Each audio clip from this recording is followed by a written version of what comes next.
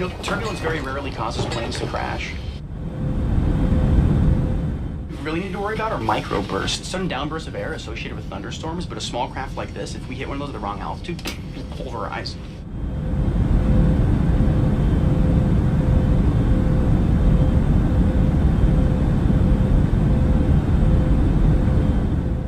Actually, they were originally used to protect the birthday celebrant from demons for the coming year. As a matter of fact, down to the 4th century, Christianity rejected the birthday celebration as a pagan ritual.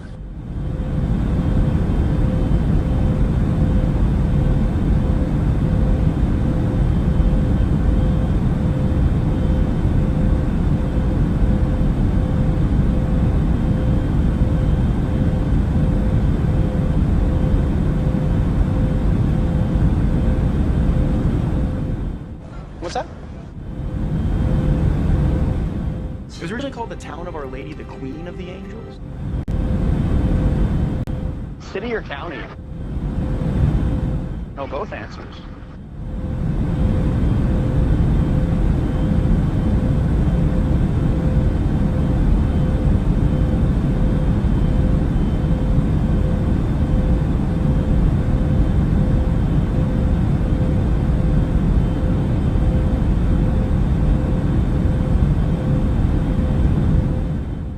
Actually, there aren't that many scientific errors in Star Trek, especially considering how long ago it was made. There are certain improbabilities, but not that many outright errors. It's a police box, not a phone booth. Second of all, Doctor Who started a quarter of a century before Bill and Ted even went on their bodacious adventure, so really they should have just called it Bill and Ted's Excellent Ripoff. I'm rambling, aren't I?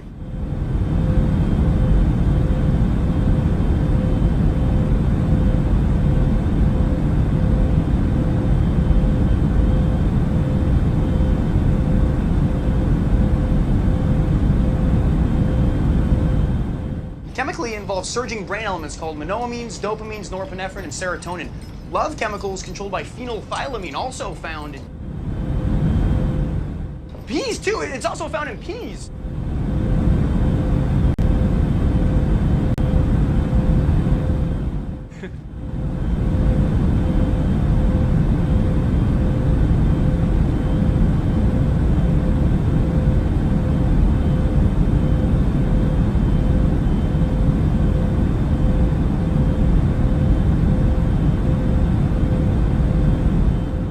It's a highly specialized skill set, but it's fundamentally a mathematical process, which means it's a human process, so sometimes your technique can reveal where you learned it.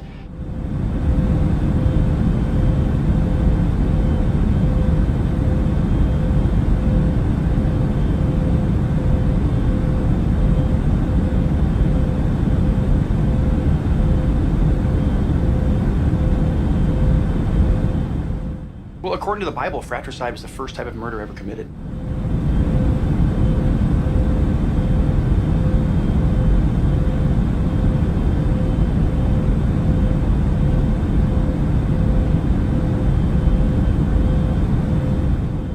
It's not going to be forever. I promise you'll be okay. So will I. I'm okay. Everything is gonna be okay. Don't cry. I love you. I love you. I love you so much.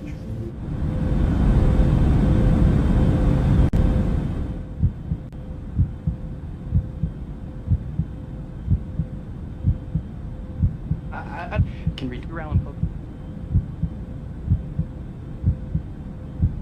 It was many and many a year ago, in a kingdom by the sea, that a maiden there lived whom you may know by the name of Annabel Lee.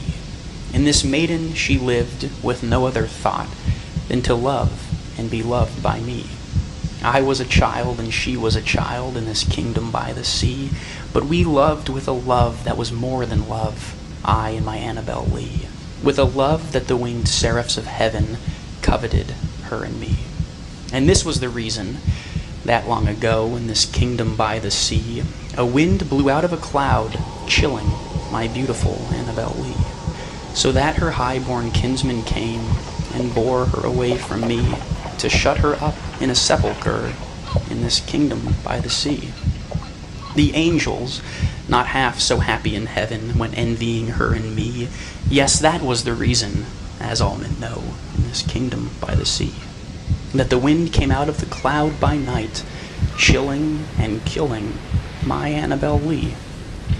But our love, it was stronger by far than the love of those who were older than we, of many far wiser than we, and neither the angels in heaven above, nor the demons down under the sea, can ever dissever my soul from the soul of the beautiful Annabel Lee. For the moon never beams without bringing me dreams of the beautiful Annabel Lee, and the stars never rise, but I feel the bright eyes of the beautiful Annabel Lee. And so all the night tide, I lie down by the side of my darling, my life and my bride, in the sepulchre there by the sea, in her tomb by the sounding sea.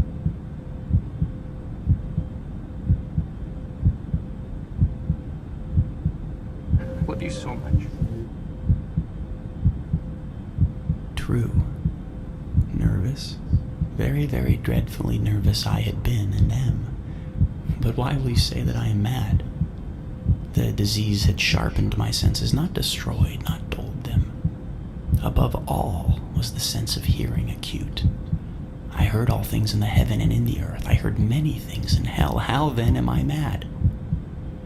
Hearken and observe how healthily, how calmly I can tell you the whole story.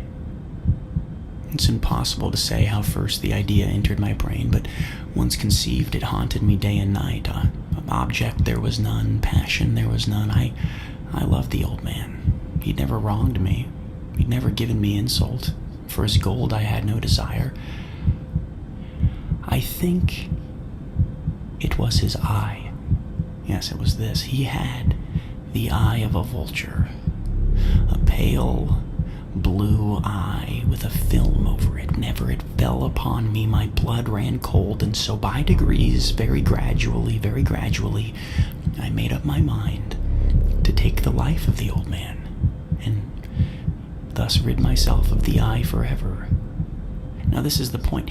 You fancy me mad, but madmen know nothing. You should have seen me. You should have seen how wisely I proceeded, with what caution, with what foresight, with what dissimulation I went to work. I was never kinder to the old man than during the whole week before I killed him. And every night, about midnight, I turned the latch of his door and opened it, oh, so gently. And then, when I had made an opening sufficient for my head, I put in a dark lantern, all closed, that no light shone out, and then I thrust in my head. Oh, you would have laughed to see how cunningly I thrust it in. I moved it slowly, very, very slowly, so that I might not disturb the old man's sleep. It took me an hour to place my whole head within the opening so far that I could see him as he lay upon his bed. Would a madman have been so wise as this? And then, when my head was well in the room, I undid the lantern cautiously. Oh, so cautiously, for the hinges creaked. I undid it just so much that a single thin ray fell upon the vulture eye. And this I did for 7 long nights, every night, just at midnight. But I found the eye always closed, and so it was impossible to do the work, for it was not the old man who vexed me, but his evil eye. And every morning when the day broke, I went boldly into the chamber and spoke courageously to him, calling him by name in a hearty tone and inquiring how he had passed the night. So you see, he would have been a very profound old man indeed to suspect that every night, just at 12, I looked in upon him as he slept. Upon the 8th night, I was more than usually cautious in opening the door. A watch's minute hand moves more quickly than did mine. Never before that night had I felt the extent of my own powers, of my sagacity. I could scarcely contain my feelings of triumph. To think that there I was, opening the door little by little, and he not even to dream of my secret deeds or thoughts. I fairly chuckled at the idea, and perhaps he heard me, for he moved. He moved on the bed suddenly as if startled. Now you may think that I drew back, but no. His room was as black as pitch, with a thick darkness, for the shutters were close fastened through fear of robbers. And so I knew that he could not see the opening of the door, and I kept pushing it on steadily. I had my head in and was about to open the lantern when my thumb slipped upon the tin fastening and the old man sprang up in bed crying, "Who's there?" I kept quite still and said nothing. For a whole hour, I did not move a muscle. And in the meantime, I did not hear him lie down. He was sitting up in the bed listening, just as I have done, night after night, hearkening to the death watches in the wall. Presently, I heard a slight groan, and I knew it was the groan of mortal terror. It was not a groan of pain or of grief, oh no. It was the low, stifled sound that arises from the bottom of the soul when overcharged with awe. I knew the sound well. Many a night, just at midnight, when all the world slept, it has welled up from my own bosom, deepening with its dreadful echo the terrors that distracted me. I say I knew it well. I knew what the old man felt and pitied him. Although I chuckled at heart. I knew that he had been lying awake ever since the first slight noise when he had turned in the bed. His fears had been ever since growing upon him. He had been trying to fancy them causeless, but could not. He'd been saying to himself, "It's nothing but the wind in the chimney. It's only a mouse crossing the floor. Or it is merely a cricket which has made a single chirp." Yes. He'd been trying to comfort himself with these suppositions, but he had found all in vain. All in vain because death, in approaching him, had stalked with his black shadow before him and enveloped the victim. And it was the mournful influence of the unperceived shadow that caused him to feel, although he neither saw nor heard, to feel the presence of my head within the room. When I had waited a long time very patiently without hearing him lie down, I resolved to open a very, very little crevice in the lantern. So I opened it. You cannot imagine how stealthily, until, at length, a simple, dim ray, like the thread of the spider, shot from out the crevice and fell full upon the vulture eye. It was open, wide open. And I grew furious as I gazed upon it. I saw with perfect distinctness all a dull blue, with a hideous veil over it that chilled the very marrow in my bones. But I could see nothing else of the old man's face or person, for I had directed the ray as if by instinct precisely upon the damned spot. And have I not told you that what you mistake for madness is but over-acuteness of the sense? Now, I say, there came to my ears a low, dull, quick sound, such as a watch makes when enveloped in cotton. I knew that sound well, too. It was the beating of the old man's heart. It increased my fury, as the beating of a drum stimulates the soldier into courage. But even yet, I refrained and kept still. I scarcely breathed. I held the lantern motionless. I tried how steadily I could maintain the ray upon the eye. Meantime, the hellish tattoo of the heart increased. It grew quicker and quicker and louder every instant. The old man's terror must have been extreme. It grew louder, I say, louder every moment. Do you mark me well? I have told you that I am nervous, so I am. And now, at the dead hour of the night, amid the dreadful silence of that old house, so strange a noise as this excited me to uncontrollable terror. Yet, for some minutes longer, I refrained and stood still. But the beating grew louder. I thought the heart must burst, and now a new anxiety seized me. The sound would be heard by a neighbor. The old man's hour had come. With a loud yell, I threw open the lantern and leaped into the room. He shrieked once only. In an instant, I dragged him to the floor and I pulled the heavy bed over him.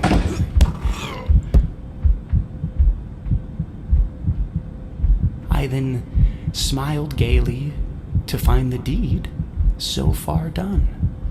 But for many minutes, the heartbeat on, with a muffled sound. This, however, did not vex me. It would not be heard through the wall. At length it ceased. The old man was dead. I removed the bed and examined the corpse. Yes, he was stone dead. I placed my hand upon the heart and held it there many minutes. There was no pulsation. He was stone dead. His eye would trouble me no more. If still you think me mad, you will think so no longer when I describe the wise precautions I took for the concealment of the body. The night waned, and I worked hastily but in silence. First of all, I dismembered the corpse. I cut off the head and arms and the legs.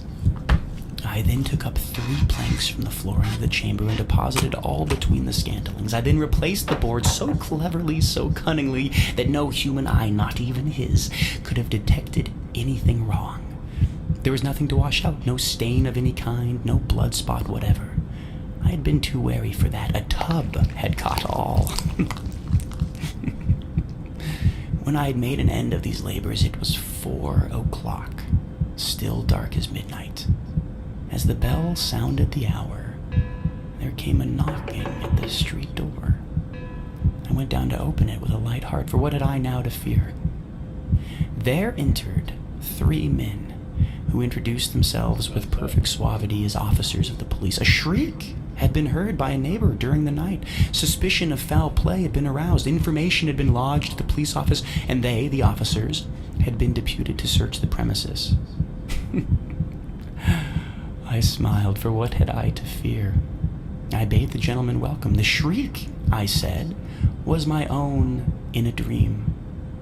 The old man I mentioned was absent in the country. I took my visitors all over the house. I bade them search and search well. I led them at length to his chamber. I showed them his treasures, secure, undisturbed. In the enthusiasm of my confidence, I brought chairs into the room and desired them here to rest from their fatigues, while I myself, in the wild audacity of my perfect triumph, placed my own seat upon the very spot beneath which reposed the corpse of the victim. The officers were satisfied. My manner had convinced them. I was singularly at ease. They sat, and while I answered cheerily, they chatted of familiar things. But ere long, I felt myself getting pale and wished them gone. My head ached, and I fancied a ringing in my ears, but still they sat and still chatted. The ringing became more distinct. It continued and became more distinct. I talked more freely to get rid of the feeling, but it continued and gained definiteness until at length I found that the noise was not within my ears. No doubt I grew very pale, but I talked more fluently and with a heightened voice, yet the sound increased, and what could I do? It was a low, dull, quick sound, much such a sound as a watch makes when enveloped in cotton. I gasped for breath, and yet the officers heard it not. I talked more quickly, more vehemently, but the noise steadily increased. I arose and argued about trifles in a high key with violent gesticulations, but the noise steadily increased. Why? Why would they not be gone? I paced the floor to and fro with heavy strides, as if excited to fury by the observations of the men, but the noise steadily increased. Oh God, what could I do? I foamed, I raved, I swore, I swung the chair upon which I had been sitting and grated it upon the boards, but the noise arose all over, continually increased. It grew louder, and still the men chatted. They chatted pleasantly and smiled. Was it possible they heard not? No! Almighty God, no, they heard. They suspected, they knew, they were making a mockery of my horror. This I thought, and this I think, but anything was better than this agony. Anything was more tolerable than this derision. I could bear those hypocritical smiles no longer. I felt that I must scream or die, and now again, hark, louder. Villains! I shrieked. Dissemble no more, I admit the deed. Tear up the planks. Here. It is the beating of his hideous heart.